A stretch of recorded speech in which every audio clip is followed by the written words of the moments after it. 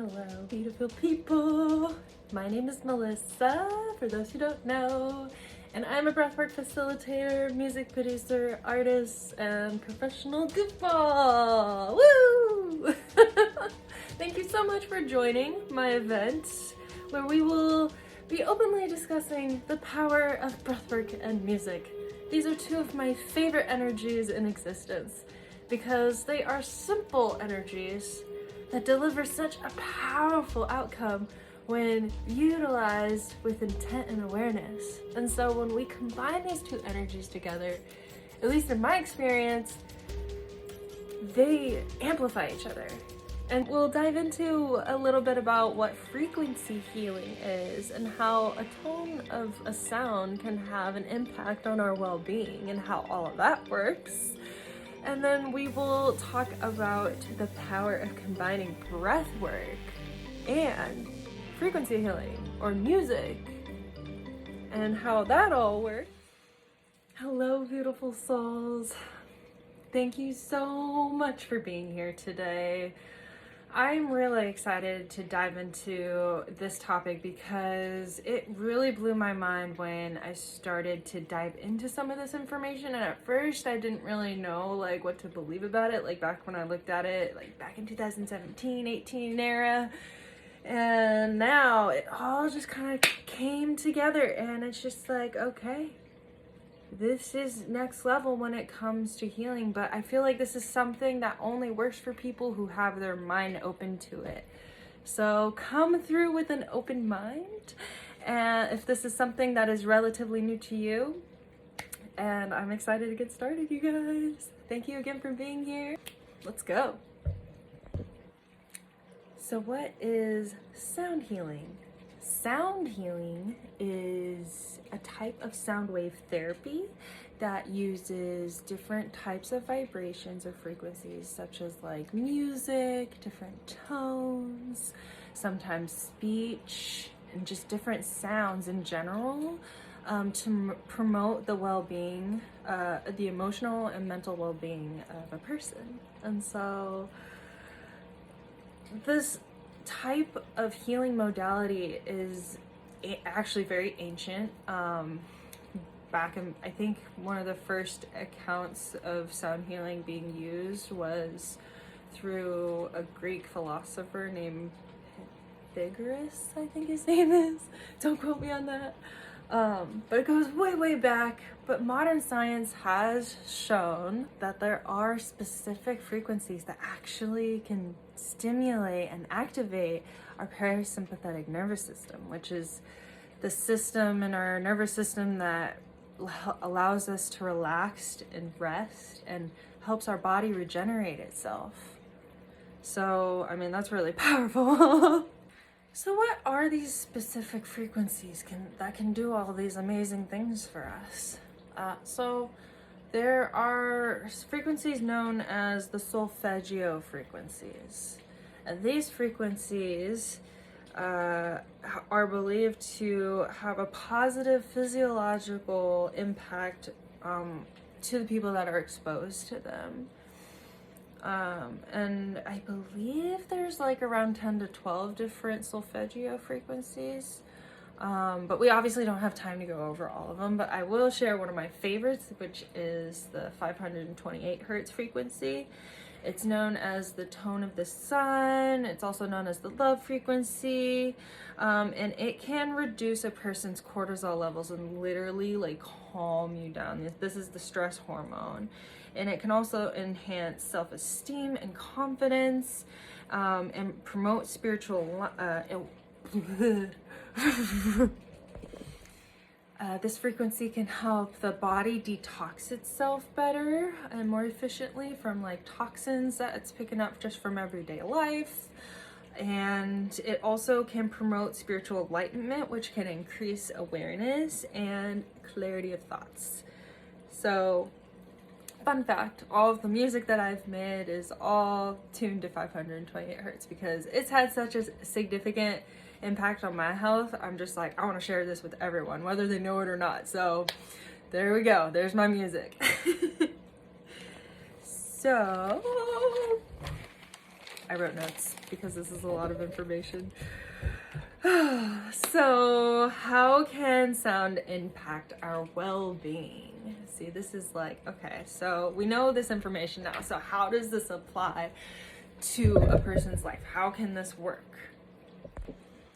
So for me, I think that there's various factors that can play into this, you know, like for example, you hear your favorite song right now, like whenever you hear it, you can feel your body instantly shifts, like your mood instantly shifts. And it's probably because it brings you really happy memories, or maybe it just really feels good to hear, or you have another reason why you have such an affinity for this song, right? So one theory is it has to do with how vibration and frequency affects the water in our body. And this is information that I gathered from a researcher in Japan named Dr. Masaru Emoto. He's done extensive research on water, like for over 20 years, and bless his heart, man, he I believe passed away in 2015 or 2014. Yeah, so man is a legend. He's still a legend to this day because of the research that he has brought to us. And he discovered that water actually holds memory, and it does this through its molecular formations. And so it can actually record the energy that is it.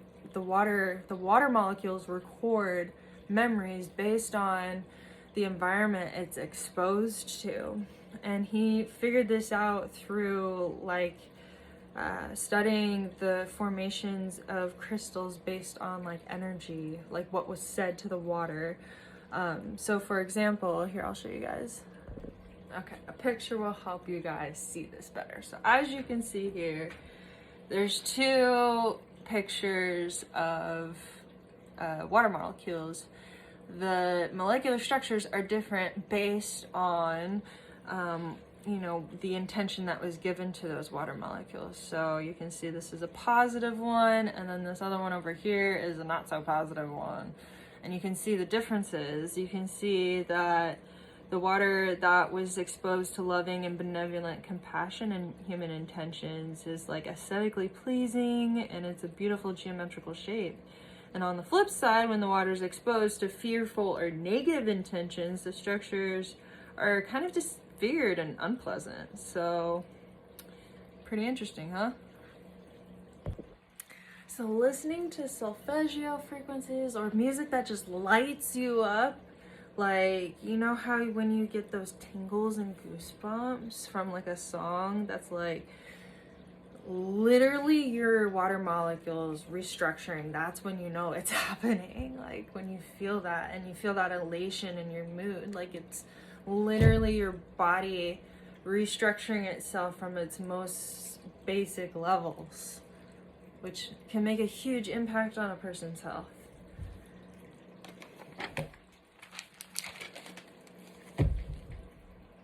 So now, you're probably wondering, all right, Melissa, so why does all the formation of the molecular structures in my body even matter? Like, what's the freaking point? So I had to write this part down because it was numbers, and if you know me, I'm not the best with numbers.